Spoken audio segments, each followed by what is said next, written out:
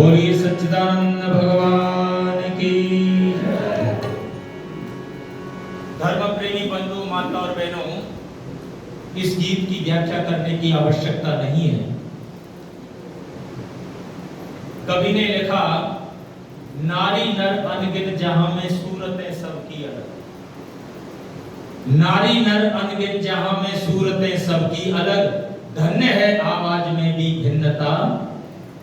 रात्रि के 12 बजे भी कोई बेटा आकर के आवाज लगाता है कि माताजी दरवाजा खोले। माताजी ने अपने बेटे की शक्ल नहीं देखी, लेकिन पता लग गया कि ये मेरा छोटा बेटा है। या किससे पता लगा बाबूजी? आवाज से। और कहीं सारे संसार के जितने लोग हैं, सबकी आवाज एक जैसी हो जाती तो बड़ी प्रॉब्लम पैदा हो जाती।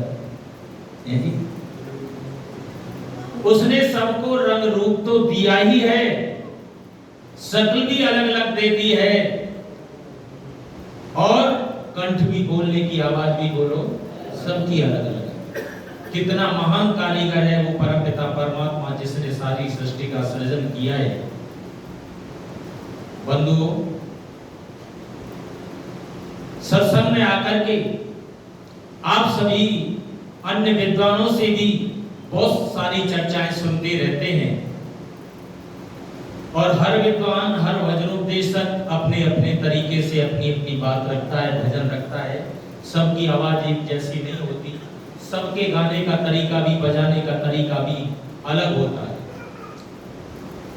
इसलिए प्यारे आइए बंधुओं, आइए आर्य समाज आपको आह्वान करना चाहता है, और मैं निवेदन करना चाहता हूं प्यारे बंधु, जो व्यक्ति परमात्मा को सर्वत्र जान करके, मैंने क्या कहा? जो व्यक्ति परमात्मा को सर्वत्र जान करके उसकी प्रार्थना उपासना करेगा, उसके विचार सुंदर और पवित्र बोलो।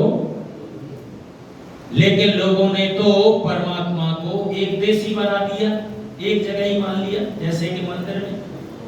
लेकिन हमारे कवि क्या लिखते हैं? हर जगह मौजूद है पर वह नजर आता नहीं, और योग साधन के बिना कोई उसे, भाई योग साधन के बिना कोई उसे पाता नहीं। साधन की, योग साधना की तो आवश्यकता है। कई जगह कार्यक्रम के लिए जाते रहते हैं, बहुत सारे व्यक्ति अपना अपना प्रश्न भी लेकर के आते हैं। एक व्यक्ति तो कहने लगा, अरे जी भजन और प्रवचन हमने बड़ी बड़ी विद्वानों के सुन लिए हैं, अब एक बात बता दो, आपके मोक्ष कैसे मिलेगा? सीधा कि मोक्ष कैसे मिलेगा? अच्छा सज्जनों बंधुओं, क्या मोक्ष की प्राप्ति कहने और सुनने से हो जाएगी? बोलो जी। मोक्ष का नंबर तो चौथा है, उससे पहले 3 बातें, धर्म, अर्थ और बोलो। इन 3 बातों पर चिंतन करना चाहिए। और मोक्ष ऐसे प्राप्त नहीं होता, मोक्ष के लिए तो योग साधना की आवश्यकता है, और हर किसी को मोक्ष प्राप्त भी नहीं हो सकता, न होता है। इसलिए कवि ने लिखा, मोक्ष की बातें छोड़ो, पहले धरती पर रहना सीखो। मोक्ष की बातें छोड़ो, पहले धरती पर रहना सीखो। क्या करना, क्या नहीं करना, कैसे रहना है सीखो। दुनिया में सब व्यक्ति को रहना और जीना आ जाए, यही बहुत बड़ी बात है। क्यों जी बाबूजी? सबके रहने का, सबके जीने का तरीका एक जैसा है क्या? बोलो माताओं, सबका रहने का और जीने का तरीका अलग अलग है। जो दिल माही तेल है, जो जगमग में आग, तेरा प्रभु तुझ में बसे, जाग सके तो जागने की आवश्यकता है। बहुत लोगों को समझाने का प्रयास करते हैं, और याद रखना प्यारे मित्रों, समझ उसी को देना जो माने। समझ उसी को देना जो माने, वरना तो बहुत सारे लोग तो ये कह देते हैं, अपनी बात अपने पास रखो, मुझे जरूरत नहीं है तुम्हारे लेक्चर की। ठीक है ना जी? मैंने दुनिया में बहुत कुछ पढ़ लिख रखा है, सब कुछ जानता हूं। क्या बोलता है? बोलो जी। सब कुछ जानता हूं। अच्छा, एक निवेदन करना चाहूंगा माता और सज्जनों, दुनिया के अंदर कोई ऐसा व्यक्ति है जिसने सारी विद्याओं को जान लिया हो? नहीं ना,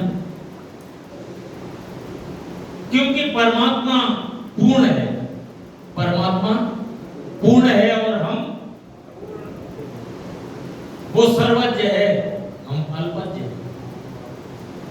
इसलिए ज्यादा व्याख्या नहीं करूंगा मैं आपके सामने। आइए, बड़ा ही सुंदर किसी कवि ने 10-12 लाइन लिखी हैं और मैं आपको कहना चाहता हूं, उन लाइनों को आपने अगर ध्यान से सुन लिया तो आप समझ जाएंगे कि वास्तविक कवि ने पता नहीं कहां से विवेक पूर्वक इन बातों को लिखा है। और क्या लिखा? मूर्ख नर ना प्रभु भक्त हो, अरे मूर्ख नर ना प्रभु भक्त हो, चाहे नित उपदेश सुनाए। मूर्ख नर ना प्रभु भक्त हो, चाहे नित उपदेश सुनाए। मीठा जल ना होए सागर का, चाहे चीनी दो डलवार। मीठा जल ना होए सागर का, चाहे चीनी दो डलवार। बिन विद्या ब्राह्मण ना बनता, चाहे कितने तिलक लगाए।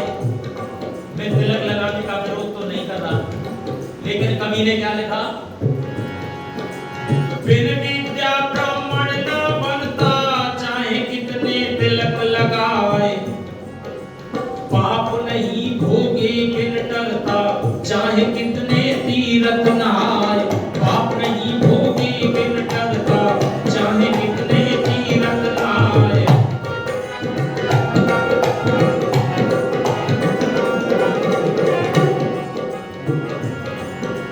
बहरा घुसना होए राग में, जिसको सुनाई नहीं दे रहा है। बहरा घुसना होए राग में, चाहे तान सेन आ जाए। बहरा घुसना होए राग में, चाहे तान सेन आ जाए। और नीच नीच ताई ना छोड़े, चाहे राष्ट्रपति हो जाए। नीच नीच ताई ना छोड़े, चाहे राष्ट्रपति हो जाए। और इस लाइन को जरा ध्यान से सुन लेना मित्रों, बंधु, माता और बहनों। आया बुढ़ापा फिर ना जाता, अरे आया बुढ़ापा फिर ना जाता, चाहे रोज मलाई खाए। आया बुढ़ापा फिर ना जाता, चाहे रोज मलाई खाए।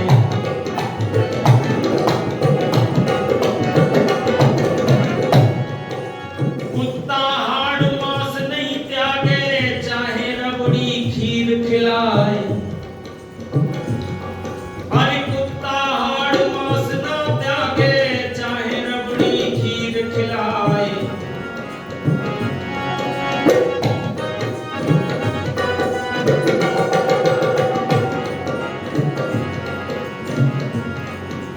चंचल नार के नैन छुपे ना, चाहे घूंघट ले लटकाए। चंचल नार के नैन छुपे ना, चाहे घूंघट ले लटकाए। सतवंती का सत ना डिगता, कामी कितना ही ललचाए। साहूकार गरीब न होता, चाहे चोर माल ले जाए। साहूकार गरीब न होता, चाहे चोर माल ले जाए।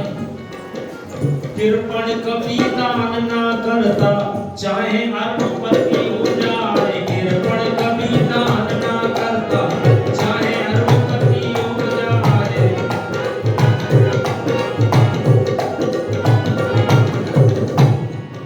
सूरज अपनी चाल न बदले, चाहे विश्व युद्ध हो जाए। अरे सूरज अपनी चाल न बदले, चाहे विश्व युद्ध हो जाए। वैदिक पथ नर देव न छोड़े, वैदिक पथ नर देव न छोड़े, चाहे देश विमुख हो जाए। वैदिक पथ नर देव न छोड़े, चाहे देश विमुख हो जा। एक एक लाइन को कवि ने अक्षर से दर्पण की तरह उतार दिया है, ज्यादा कहने की आवश्यकता नहीं है। कृपण कभी दान ना करता चाहे अरबपति हो जाए। लोग कृपण भी कहते हैं, कंजूस भी कहते हैं, और एक कंजूस का बड़ा भाई और होता है बाबूजी। आप ही बोल दो कहीं किसी को बुरा ना लगे ऐसा। हाँ हाँ, बहुत बाबूजी बहुत समझदार है, इसलिए मैंने उनकी तरफ इशारा किया। ये कंजूस और मक्खी चूस आपस में दोनों बाजार से आ रहे थे। अब मक्खी चूस ने पूछ लिया कि भैया क्या लाया है बोतल में। ये कहने लगा बोतल में घी लाया हूँ। बोतल में घी? लोग तो डिब्बे में लाते हैं, क्या आपको पता नहीं है? मैं बोतल में ही लाता हूँ जब कभी घी लाता हूँ। अच्छा, एक बोतल घी को कितने दिन चला लेता है? कहने लगा 3 साल चला लेता हूँ। माता ग्रोवर जी 3 साल चलाता हूँ कि रखा रहता है या खाते हो 3 साल तक? पूरा परिवार रोटी पर लगा करके घी खाता रहता है। कि खाने का तरीका क्या है? कि खाने का तरीका ये है कि हमने एक लोहे की रॉड जो है बहुत छोटी सी पतली सी बना करके इसमें डबो रखी है, जितना घी आता है लगा करके खा लेते हैं। ये मक्खी चूस कहने लगा फिर भी फालतू खर्चा करता है। भाई साहब आप भी घी खाते हैं? कि हाँ मैं भी घी। पूरा परिवार रोटी चपड़ करके खा रहा है और घी अभी तक पीता नहीं है। तो क्या मतलब? कि मेरा बाबा एक डब्बा लाया था, डब्बा मौजूद है, बाबा ऊपर पहुंच गया, पूरा परिवार रोटी चपड़ करके खा रहा है। कि खाने का तरीका क्या है? कि खाने का तरीका ये है कि हमने अपनी पत्नी बहन बेटी सबको बता रखा है, रोटी सिक जाया करे तो डब्बे को लगा लिया करो, बोलने की आवश्यकता नहीं, डब्बे से लगा लिया करो और जय श्री राम। दोनों की वार्ता चल ही रही थी, इतने में उनका ताऊ आ गया। ताऊ का नाम था सूम। बाबूजी ऐसे लोग होंगे तभी तो नाम रखा गया है। सूम आ गया कि ताऊ जी कहने लगे कि क्या बात कर रहे हो? मैंने सब बात सुन ली है तुम्हारी। अरे तेरा बाबा डब्बा एक लाया तो कम से कम लाया, फालतू खर्चा किया। अरे मेरी सुन लो, पूरा परिवार आज रोटी चपड़ करके खा रहा है बहुत समय से, पर घी अभी घी न मैं लाया हूं, लेकिन परिवार रोटी चपड़ करके खा रहा है। ताऊ जी इस करिश्मा को तो हमको ही बता दो कि करिश्मा कुछ नहीं है इसमें। हमने अपनी बेटी बहन सबको बता रखा है कि रोटी सिक जाया करे तो घी की मंडी की तरफ कर लिया करो, खा लिया। जय श्री राम। इसलिए कवि ने क्या लिख दिया है? कृपण कवि दान ना करता चाहे अरबपति हो जाए, और साहूकार गरीब न होता चाहे चोर माल ले जाए। लेकिन मित्रों बंधु, आप जितने भी बैठे माताएं बहनें बंधु हैं, सच बताना क्या आप सबके विचार एक जैसे हैं? बाबूजी परिवार के अंदर 10 व्यक्ति हैं, 5 व्यक्ति हैं, क्या उन सबके विचार एक जैसे हैं? बोलो जी। अगर परिवार में 10 व्यक्ति 10 के विचार एक जैसे हो जाएं तो कभी जीवन में झगड़ा होगा? कलह बनेगी ना। इसलिए हम नहीं कह रहे, हमारे संगठन सूत्र बोलते हैं, हो विचार समान सबके चित्त मन सब एक हो, और ज्ञान देता हूं बराबर भूख पिपासम। अरे प्रेम से मिलकर चलो बोलो सभी जानी बनो, और पूर्वजों की भक्त तुम कर्तव्य के। इसलिए कहना चाहता हूं सुनो, और वैदिक धर्म का घर घर में, और जब तक प्रचार नहीं होगा। ये तो अच्छी बात है, शहरों में बड़ी बड़ी आर्य समाज मंदिर बन गए, आ भी जाते हैं। आप सभी लोग तो स्वाध्यायशील हैं, चिंतक व्यक्ति बैठे हैं, लेकिन हम तो उन गांवों में भी गए हैं जहां एक भी आर्य समाज ही नहीं मिलता। ऐसी भी गांव में मैं गया हूं, बहुत जगह जहां एक भी आर्य समाज विचार का आदमी बोलो नहीं मिलता। प्रधान जी अभी 1 वर्ष पहले मैं एक गांव में गया, और वो गांव है गोरखपुर से 20 किलोमीटर आगे। अब भी कच्चे मकान है कई गांव में, तो इस समय भी कच्चे मकान, और पहले की तो बात छोड़ दो। उस गांव में एक व्यक्ति ने गोरखपुर आर्य समाज में मेरा कार्यक्रम सुन लिया और मेरा वो एड्रेस ले गया। उसने गांव में बुला लिया। उसके थोड़े से विचार थे, अकेला व्यक्ति था। मैं पहुंच गया, एक बड़ा सा चबूतरा देख करके उसने कहा, आर्य जी यही कार्यक्रम रख दीजिए, माइक की तो व्यवस्था नहीं हुई, हमारे वादक और हम दोनों थे। मैंने कहा चलो कोई बात नहीं, आस पड़ोस में तो आवाज पहुंच ही जाएगी। हमने कार्यक्रम शुरू किया। कार्यक्रम रुचकर लगा, लोगों को अच्छी बातें, प्रेरणा भरी बातें बताई। मैंने कहा जो लोग ये सोचते हैं कि आर्य समाज ये कोई नास्तिक टोला है, ऐसा नहीं है। आर्य माने श्रेष्ठ, आर्य माने बोलो, हम रोजाना स्मरण करते हैं इस बात का, आर्य माने श्रेष्ठ, जिसके गुण कर्म स्वभाव पर है, सुंदर और पवित्र, वो आर्य है। लोग इसमें, और ये मत सोचना कि आर्य समाज राम और कृष्ण को, गंगा गायत्री गीता को नहीं मानता, नहीं। मैं बड़े डंके की चोट पर कहना चाहता हूँ, सम्मानीय सज्जनों, जितना आर्य समाज योगी राज श्री कृष्ण भगवान, मर्यादा पुरुषोत्तम श्री राम, शंकर हनुमान, जिनको मानता है वो सच्चे अर्थों में मानता है। बोलो, सच्चे अर्थों में मानता है, नकली को नहीं मानता, असली को मानता है। हम पूजा भी करते हैं, पूजा के मायने स्वागत करना, बोलो सम्मान करना, यह है पूजा। अभी श्री कृष्ण जन्माष्टमी आ रही है 7 तारीख को। हर जगह आर्य समाज के अंदर 7 दिन का बेस सप्ताह भी चलता है, कहीं 2 दिन 3 दिन का भी कार्यक्रम लोग रख लेते हैं। अभी दिल्ली में यमुना विहार में कार्यक्रम 1, 2, 3 तारीख का लगा हुआ है, और जन्माष्टमी के भी कार्यक्रम। और जन्माष्टमी की बात मैं आपको कहूँ, ये मथुरा में तो विशेष रूप से मनाई जाती है। क्यों जी? मथुरा में तो विशेष रूप से मनाई जा रही है श्री कृष्ण जन्माष्टमी। जन्म की बात लोग कहते हैं, लेकिन आइए इस गीत को सुन लीजिए, अगली चर्चा आपके सामने बाद में करूंगा। अरे वैदिक धर्म का घर घर में, और जब तक प्रचार नहीं होगा, दुनिया वालों दुनिया का तब तक उद्धार, दुनिया वालों दुनिया का तब तक उद्धार नहीं होगा, दुनिया वालों दुनिया का तब तक उद्धार नहीं होगा।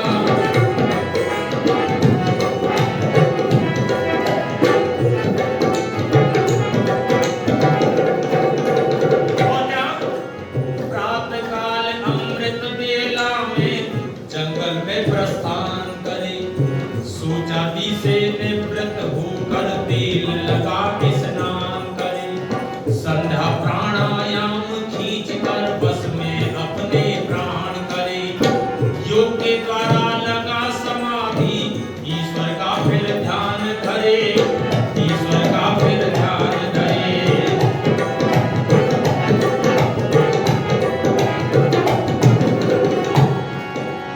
यज्ञ हवन का घर घर में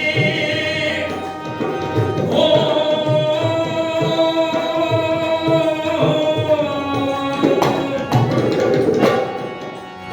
यज्ञ हवन का घर घर में जब धुआंधार नहीं होगा, दुनिया वालों दुनिया का तब तक उद्धार नहीं होगा, दुनिया वालों दुनिया का तब तक उद्धार नहीं होगा।